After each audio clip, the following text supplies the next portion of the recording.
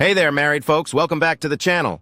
Today, we're talking about something that might sound a little weird at first, but stick with me.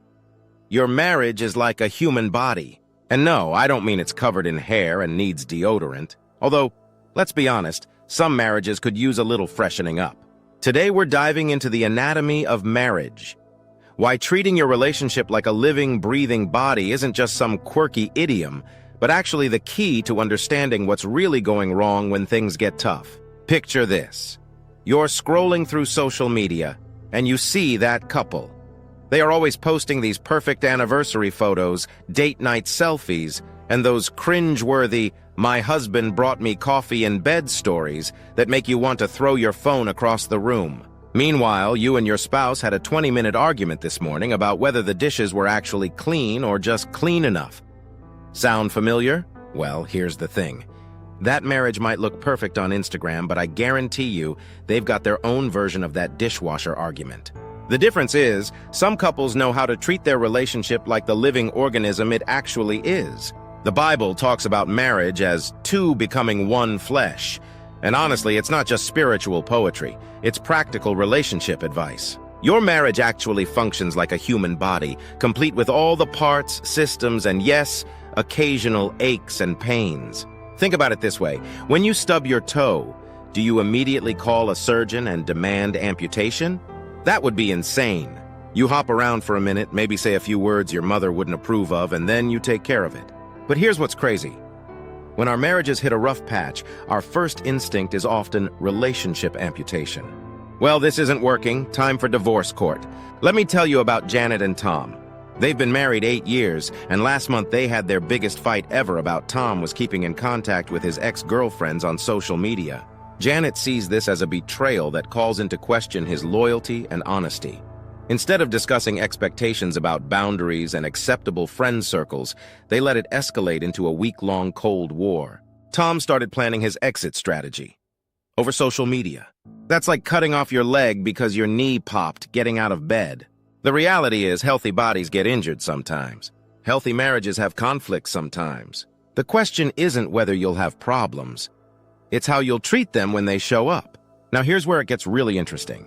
How many of you have ever said, "Oh, we're just maintaining our relationship right now"? Friends, that's like saying you're maintaining your body by only breathing and occasionally drinking water. Technically, you're alive, but you're not exactly thriving, are you? Take Dave and Lisa. They've been married 15 years, and if you ask them how their marriage is going, they'll say, "Oh, it's fine. We're maintaining." What they mean is, they don't fight much anymore because they barely talk. They watch Netflix in separate rooms. Their idea of intimacy is accidentally touching hands while reaching for the remote. Dave and Lisa are like someone who broke their wrist 20 years ago, never got it properly treated, and now just accepts that one hand doesn't work very well.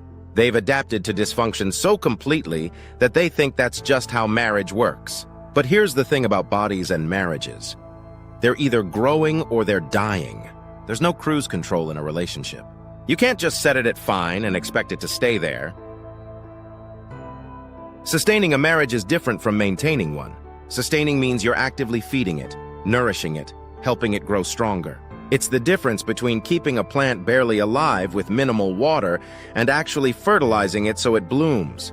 Take Marcus and Angela, who decided they were tired of maintaining. They started doing something radical. They began asking each other questions. What's something you're afraid to tell me? What dream did you give up that you want to revisit? What do I do that makes you feel most loved? Suddenly, they realized they were married to someone they were still getting to know. Their marriage went from maintained to sustained, and now they're posting about how happy they are. Here's where the body metaphor gets really helpful. When you go to the doctor with a headache, a good doctor doesn't just hand you aspirin and send you home. They want to know why your head hurts. Is it stress? Dehydration? Eye strain? A brain tumor? The treatment depends entirely on the actual cause. Marriage problems work the same way. Most couples treat symptoms instead of addressing the root cause. They're like someone taking pain medication for a broken bone and wondering why it never heals properly. Meet Chris and Maria. They came to counseling because they were fighting about money constantly. Every conversation turned into a battle about the budget, spending, saving, you name it. The obvious solution seemed to be better financial planning, right? Wrong. After digging deeper, they discovered the real issue wasn't money at all. Chris grew up in a family where money was always tight, and financial stress meant his parents were going to fight. So when Maria wanted to discuss their budget, Chris's brain heard, "We're about to have a massive fight that threatens our marriage." Meanwhile, Maria grew up in a family where talking about money was how you showed you cared about the future together. When Chris shut down financial conversations, Maria heard, "He doesn't care about our future." Same symptom, fighting about money. Completely different disease. Once they understood the real problem, they could actually fix it. The key is learning to be a detective in your own marriage. When you're constantly arguing about the dishes, ask yourself, is this really about the dishes? Or is it about feeling appreciated, respected, heard? When your spouse seems distant, is it really because they don't love you anymore? Or are they stressed about work, worried about their health, overwhelmed with responsibilities? Most marriage problems are like that broken wrist that was never properly set. You've been compensating for so long, you don't even remember what normal feels like. But your body, your marriage remembers, and eventually the dysfunction catches up with you. Now we need to talk about something that might make some of you squirm a little bit. Is God actually in charge of your marriage, or are you just saying that because it sounds spiritual? You're thinking, of course God is sovereign over my marriage. I'm a good Christian spouse. But let me ask you this. The last time your spouse really hurt your feelings or let you down, how did you respond? Did you take it to God in prayer? Or did you take it out on your spouse with passive-aggressive comments and strategic silent treatment? Here's the uncomfortable truth. We love our spouses when they're meeting our expectations. But the minute they disappoint us, we act like God took a coffee break and left us to handle things on our own. Meet Kevin and Rachel. Kevin forgot their anniversary, not the date. The entire concept of anniversaries apparently evaporated from his brain. Rachel found out when she was all dressed up for their dinner reservation, and Kevin walked in wearing leisure clothes asking what was for dinner. Now Rachel had two choices. Option A, unleash the fury. Make Kevin pay for this oversight with a detailed explanation of exactly how thoughtless, inconsiderate, and basically horrible he is. Really drive the point home about what this says about his character and their entire relationship. Option B, remember that God is actually in control here, that Kevin is a flawed human being just like she is, and that this moment is an opportunity to show grace instead of judgment. Rachel chose option A, and honestly, most of us would have. But if we really believe God is sovereign over our marriages, then we have to trust that He's working even in the forgotten anniversaries, the dirty dishes left in the sink, and the trust issues. That doesn't mean we become doormats. It means we approach our spouse's shortcomings the same way God approaches ours, with patience, kindness, and the assumption that growth is possible. Speaking of God's approach to our shortcomings, let's talk about 1 Corinthians 13. You know, the love chapter that gets read at every wedding and makes everyone cry because it's so beautiful and impossible. Love is patient. Love is kind. It does not envy. It does not boast. It is not proud. It is not rude. It is not self-seeking. It is not easily angered. It keeps no record of wrongs. Beautiful, right? Also completely impossible if you're trying to do it on your own. Let me paint you a picture. It's Tuesday morning. Your spouse promised to take out the trash, but there it sits, overflowing like a monument to broken promises. You've asked 3 times, you've hinted, you've done everything except actually take it out yourself because darn it, they said they'd do it. Now 1 Corinthians 13 reads, "Love keeps no record of wrongs, but your brain is keeping a very detailed spreadsheet. Times spouse has failed to take out trash. 47 times spouse has forgotten to do dishes. 23 times spouse has left wet towels on bed. Infinity. Here's the reality check. You can't love like this on your own.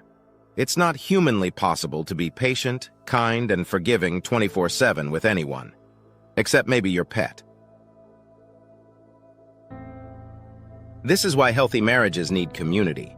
You need other couples who can remind you that everyone's spouse does annoying things, and that's not a character defect. That's called being human. I know a couple, Sean and Andrea, who joined a marriage small group at their church. The first night, they went around sharing struggles, and Sean admitted that Andrea lets her parents have too much control over their children, which makes him feel like his authority is being undermined. Andrea started to defend herself, but then 2 other women in the group started laughing. Turns out, In-laws are apparently a universal source of marital tension. By the end of the night, Sean and Andrea realized their huge problem was actually pretty normal, and they learned some practical strategies from couples who'd worked through similar issues. Now let's talk about something that might be controversial. Sometimes what couples think they need is counseling, when what they actually need is training. Think about it this way. If you've never learned to drive, you don't need therapy about your relationship with cars, you need driving lessons. If you've never learned how to communicate effectively, resolve conflict, or show love in a way your spouse actually receives it, you don't necessarily need deep psychological intervention. You need practical skills. Here's the thing nobody tells you about marriage. Most of us learned how to be married by watching our parents. And let's be honest, not all of our parents were exactly marriage experts. Take Brandon and Jessica. They've been married 3 years and they fight about everything. But when you listen to them argue, it's like watching two people trying to play tennis with golf clubs. They're both trying really hard, but they're using completely the wrong tools. Brandon learned conflict resolution from his dad, whose strategy was to get louder until everyone else got quiet. Jessica learned from her mom, whose strategy was to shut down emotionally and give the silent treatment until the other person apologized. So when Brandon and Jessica fight, he gets louder because that's what you do. And she shuts down, because that's what you do. He interprets her silence as rejection, so he gets louder. She interprets his volume as aggression, so she shuts down more. It's like a feedback loop of dysfunction. They don't need therapy to work through deep psychological issues. They need someone to teach them that there are other ways to handle disagreement. They need new tools. This is where good marriage training comes in. Learning practical skills like how to have a productive argument, how to apologize effectively, how to speak your spouse's love language, how to set boundaries with extended family. These aren't therapy issues, they're education issues. So here's what I want you to take away from all this. Your marriage is a living, breathing organism that needs active care and feeding. It's not a machine you can set on autopilot. It's not a contract you signed once, and now just have to endure. It's a living relationship that can grow, heal, and become stronger over time. If your marriage feels broken right now, that doesn't mean it's time for amputation. It means it's time for proper diagnosis and treatment. But before you start the healing, you have to stop the bleeding. Maybe you need to dig deeper and find the real problem instead of just treating symptoms. Maybe you need to remember that God is actually in control and start responding to your spouse's flaws with grace instead of judgment. And just maybe, you need to admit that you're trying to play tennis with golf clubs and it's time to learn some new skills. Your marriage doesn't have to be perfect to be healthy. It doesn't have to be Instagram-worthy to be real.